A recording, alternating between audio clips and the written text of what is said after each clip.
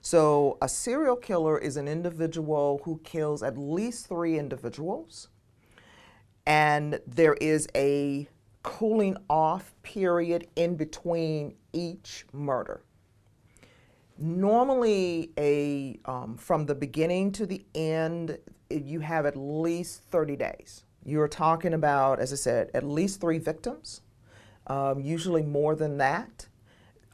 Depending upon how long a serial killer operates, you could be talking about double digits. Probably one of the most prolific serial killers I've ever seen was Andrei Chikatilo. Chikatilo, at the time of execution in Soviet Union, Chikatilo, more than 50 victims, and all of his victims were children, young people. Okay, there were a few young women that he killed, but more than 50 people. When you start looking at individuals like Green River, Gary Ridgway, now we're looking at more than like 19, 20 individuals. So serial killers operate for long periods of time. They oftentimes will fly under the radar because they are incredibly good at what we call impression management. So, like for instance, the BTK, who was recently apprehended, BTK was in so many ways the person that nobody would have thought would have been a serial killer. He was married. He was a member of the community. People knew him. He killed for a number of years, then went dormant, and then came back. And when he came back, people started putting 2 and 2 together, and they figured out that that person who was right next door to them and had been right next door to them for like 20 years was an individual who had killed a number of individuals. And that's what you get with a serial killer.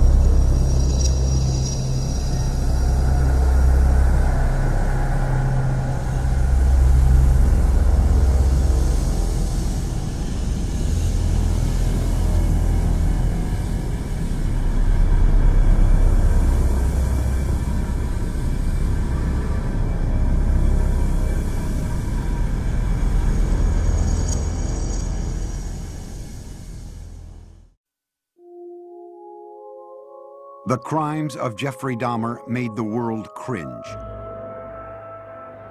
17 murders. Cannibalism. Sex with the dead. A man who made his Milwaukee apartment into a violent and erotic death chamber.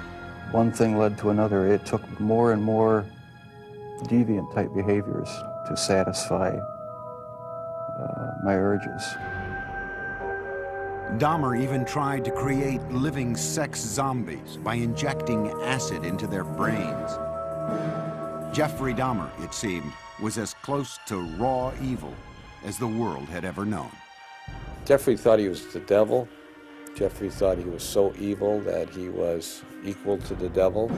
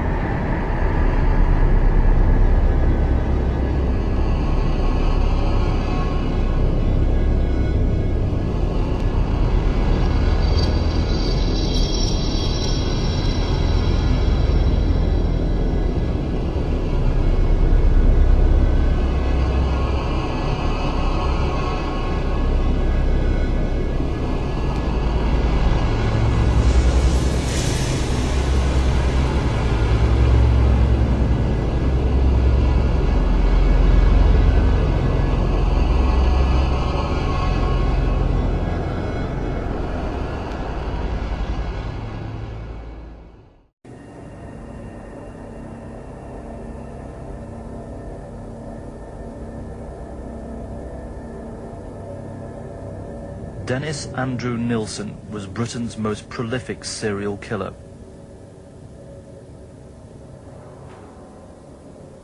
He was jailed in 1983 after human remains were found blocking the drains of his London home. As police excavated his garden, he confessed to 16 murders. He told how he liked to wash the bodies and keep them for company, sometimes talking to them and sleeping with them for weeks after the killing. In 1992, Nilsen agreed to be interviewed by Central Television for this program. The historic film that follows will be used in helping British investigators understand the mind of the serial murderer. Nilsen started by disputing how many people he'd killed. Well, there were 12. There weren't 15 or 16. When I was at the back of the police car heading to the police station at the moment of my arrest, they asked me how many there were, and I didn't really know. I just gave them a figure. And because I was cooperating with the police, I decided I'll stick with it. You know? There were three of those victims were invented just to complement the continuity of evidence to the police, because then to keep them happy. The dismembered remains of only half a dozen men were found. Nilsen had kept the bodies in cupboards or beneath floorboards before disposing of them. In the end, it was when I was, say, 2 or 3 bodies under the floorboards began to accumulate that come the summer, it got hot, and I knew it would be a smell problem. Yes. But I thought, well, I'm going to have to deal with the smell problem. And I thought, what would cause the smell more than anything else? And I came to the conclusion it was the innards, the soft parts of the body, the organs and stuff like that. So on a weekend, I would sort of pull out the floorboards, and I found it totally unpleasant, and get blinding drunk, so I could face it, and start the dissection on the kitchen floor. And I'd go out and be sick outside in the gardens. What sort of preparation would you have to make for that? Preparation? Well, I mean, if you were simply to bring these young men's bodies into your kitchen and start to dismember them, that's going to leave an awful mess. That doesn't leave a mess. Why does it leave a mess? Well, it could, couldn't it? No, it doesn't. No. It doesn't leave a mess. You see, when people in death situations, where a knife is involved, and there's a lot of blood flying around. I'd love to stab you right now, you have to stab me. The heart is pumping away then, there'll be blood splashing all over the place. Yes. Funny enough, in a dead body, there's no blood spurts or anything like that. It congeals inside and forms part of the flesh in there, and it becomes like anything in a butcher's shop. There's little or no blood. So there's no problem with... If you get a plastic, you know these plastic bags that you have, dustbin liners, you slit one of those so it forms kind of a sheet. You hold the body out onto the floorboards, put it on the sheet, and then cut it out.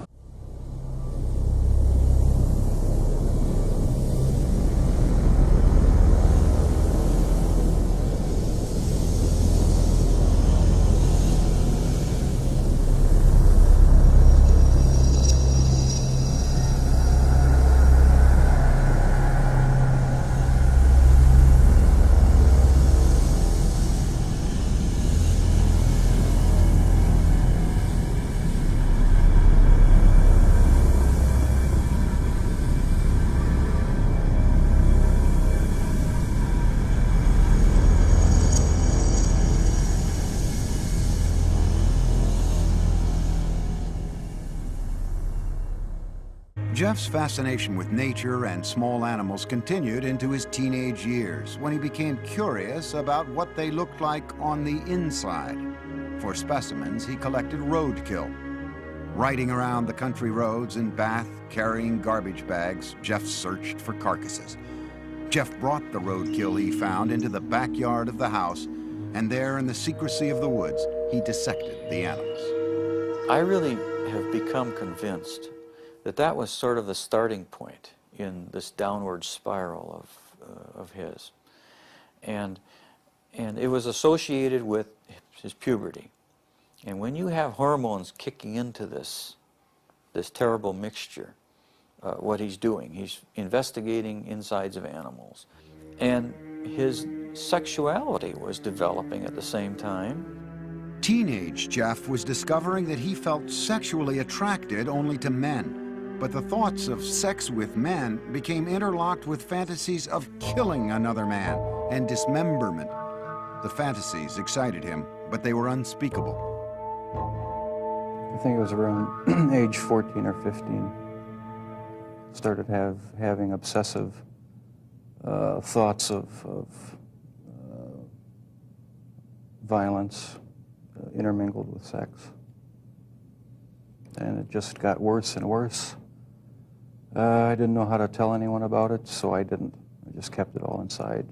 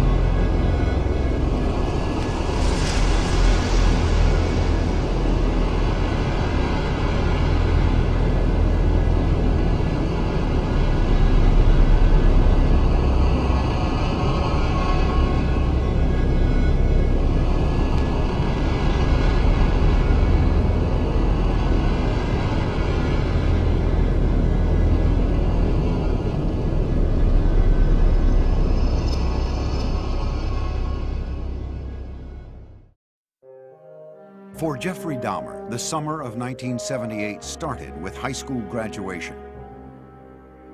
it would be downhill from there.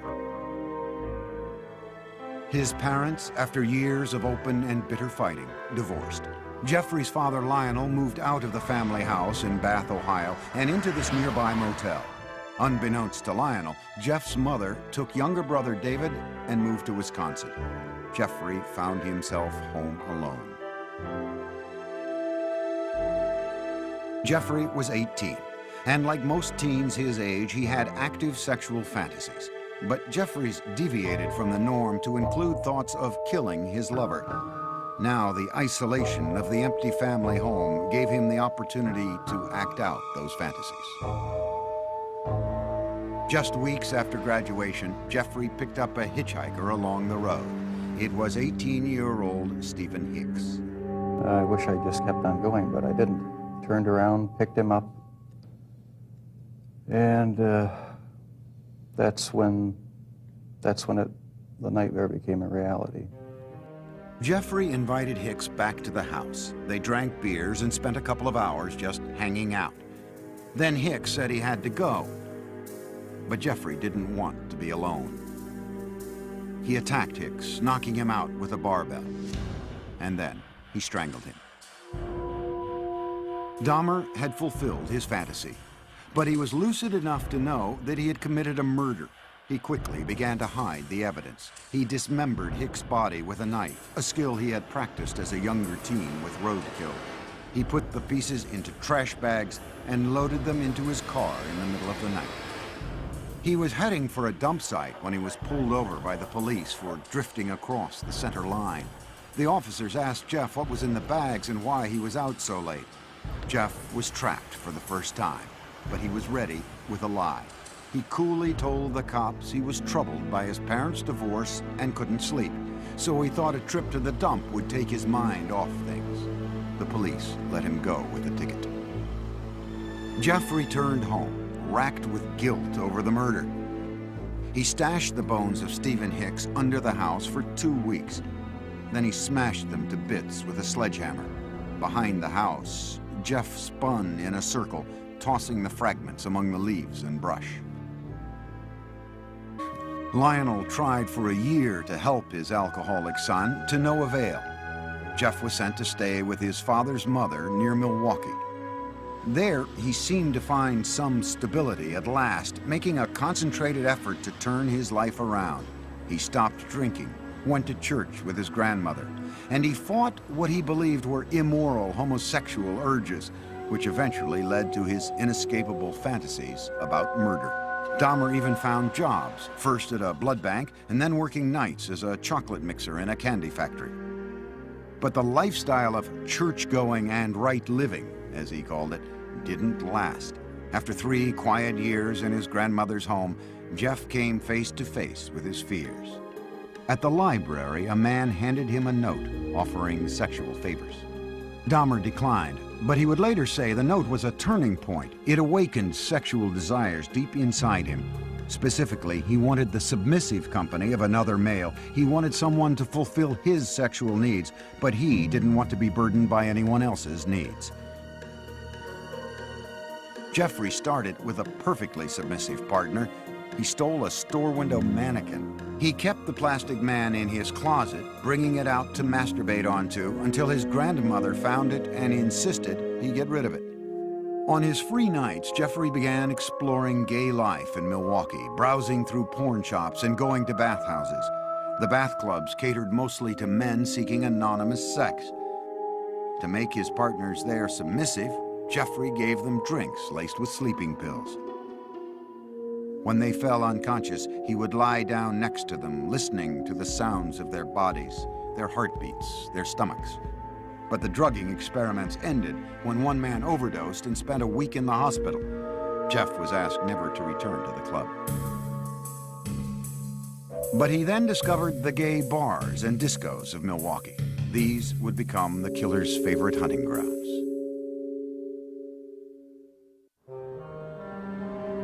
By his late 20s, Jeffrey Dahmer was settled in Milwaukee, living at his grandmother's and prowling the city's gay scene. No one suspected that this reclusive loner with boyish good looks was on his way to becoming a psychopathic serial killer. he did take pleasure in the fact that he was in control of his own little world, that nobody knew what was going on, that he was the master of it. Dahmer could fit in with any group, and you wouldn't say, oh, he must be crazy, or he must be a killer. That's why he was so successful. He was not a repulsive individual. Certainly not in Milwaukee's gay nightclubs. We have it on good facts that he was considered somewhat of a honey in the gay community, that people found him attractive. Several people told us that he was the kind of guy that you wanted to take care of, you wanted to baby him. But Dahmer had very specific requirements for his men. He chose a body style. He liked long, lean, smooth, muscular body styles. And it didn't matter if they were black, white, yellow, red, or brown. If he found them attractive, he would try to get them. In November 1987, Dahmer met 25-year-old Steve Toomey at a downtown club called 219. After a few drinks, they left the bar for a night at the nearby Ambassador Hotel. Dahmer used an old trick to get Toomey into the submissive state he craved. I had put some sleeping pills in his drink to render him conscious. And was just going to spend the night with him. When I woke up in the morning, my forearms were bruised, and his chest was bruised, and blood was coming out of his mouth. He was hanging over the side of the bed, and I have no memory of beating him to death, but I must have. But Dahmer didn't panic. He went out and bought the biggest suitcase he could find. At the hotel, he crammed Toomey's body into the case, dragged it into a taxi, went back to his grandmother's house, and dismembered Toomey in the basement. That's when the obsession went into full swing. He decided after that second death that he would no longer attempt to control his desires, that he would give full rein to them, yield entirely to them, and after that his life became the pursuit of unmitigated sexual pleasure. Dahmer now decided to pursue his fantasies of ultimate control. It was no longer enough to have his partners submissive just for a night. He wanted to keep them that way forever.